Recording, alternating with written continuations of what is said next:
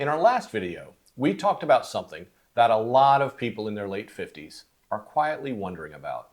Are we behind on our retirement? Because you see all these videos of people retiring at 50, 55, and they're traveling the world. They're living this completely flexible, enjoyable life, and I'm happy for them. But sometimes you catch yourself thinking, wait, should we be there too? And the truth is, you and I are getting close to retirement ourselves. And financially, when we run the numbers, we know we could probably make it work really soon. But somehow we keep saying the same thing. Maybe just one more year. And after that conversation, we started thinking more about other things, something more important. And that is that your retirement timeline, it's usually not shaped by decisions that were made today or even 6 months ago or a year ago. Right. They're usually shaped by decisions that are made 20 or 30 years ago.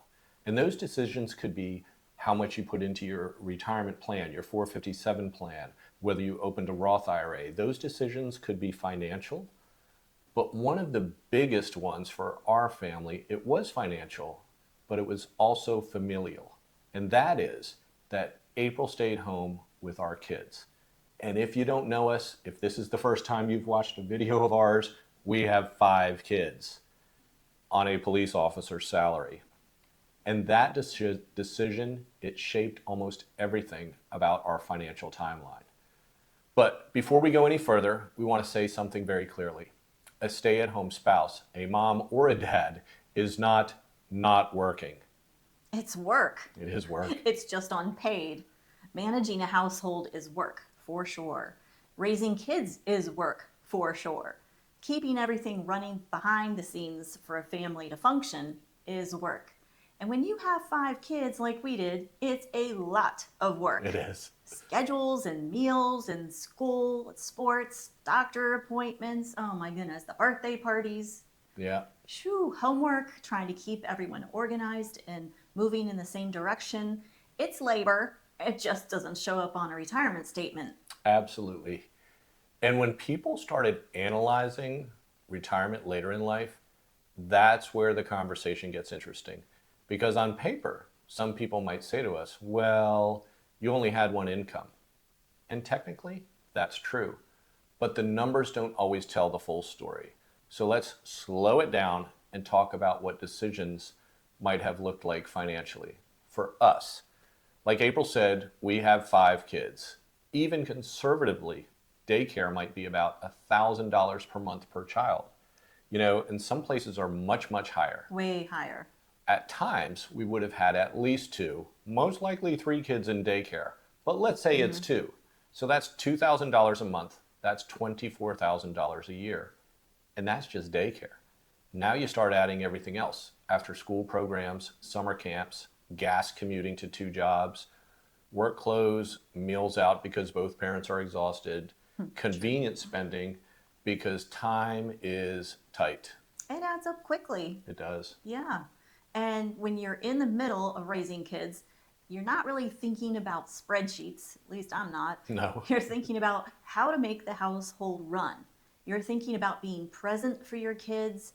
You're thinking about creating a home that feels steady and decorated beautifully and everything coming together. And safe.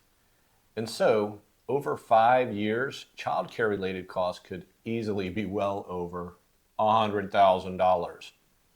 So yes, we may have given up that second income, and you may have too, but we didn't give up value. I would say not even close. You were managing a household of really 7 people, 5 kids, school schedules, sports, doctor's appointments, meals, etc. And you created that stability.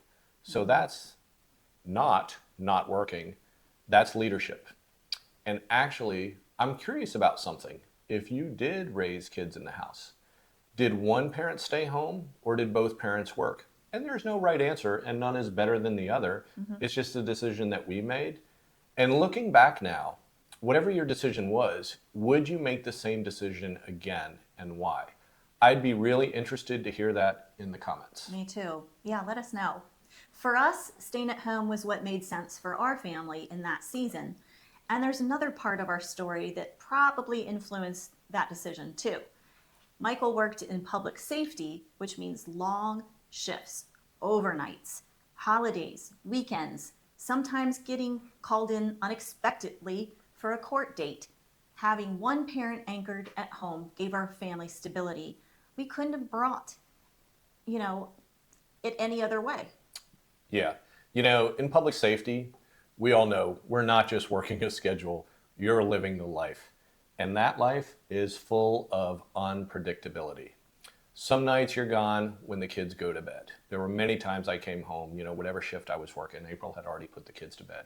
Some holidays, you're just not home, especially when you first are on the job. And then later for me, when I went up in rank, I felt like I should work holidays because the troopers that I supervised, they needed to see that the boss could come in on Christmas or, the 4th of July as well. Or they had young kids and you were being nice Yeah. and saying, spend the time, they're only little ones. Yeah. So sometimes the job, it follows you home mentally too. We all know that. And for us, just knowing that the home front was steady, that is what made life possible. Did it delay our retirement? I don't know. We're going to talk about that a little bit more. Well, every decision buys something, and every decision costs something. True. Would 2 incomes have increased our retirement savings? Probably yes. That's real. That's real money.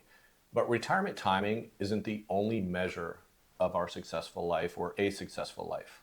Well, what we bought instead was time with our kids, our presence, a home that felt steady, peace in a season that could have been chaotic. Yeah. So now that we're approaching retirement, it's easy for us to look back and ask the question, did those choices delay our timeline? Maybe they did.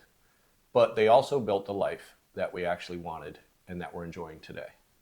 So if you're a stay-at-home spouse, mom or dad, and you sometimes wonder if you set your family back financially, please hear this.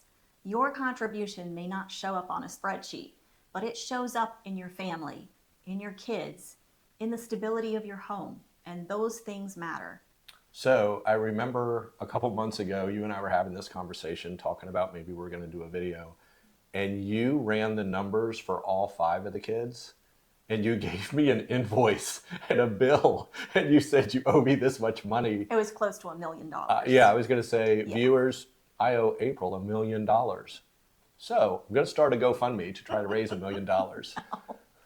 So it's a real cost. It's real savings. It's real decisions that we made. And we made the decision that fit our season in life at the time. And admittedly, retirement's going to come a little bit later for me. It's not going to be a early retirement type of thing, but it was so worth it. And we believe we're still going to be okay. We've run the numbers. We're still going to be okay. We might not live a lavish lifestyle and be able to slow travel or travel the world living out of a backpack or a camper, but we're going to be okay. But all of this brings us back to the question we talked about in our last video. Yeah. When we say maybe one more year, is that wisdom or is it fear? That's what we're going to talk about next. Yeah, our next video. Thanks for watching, and please drop us a comment about a situation or sacrifice that maybe delayed your retirement plans. And here's to a week filled with new adventures, cherished memories, and boundless joy, and moving forward in retirement together. Thanks for watching.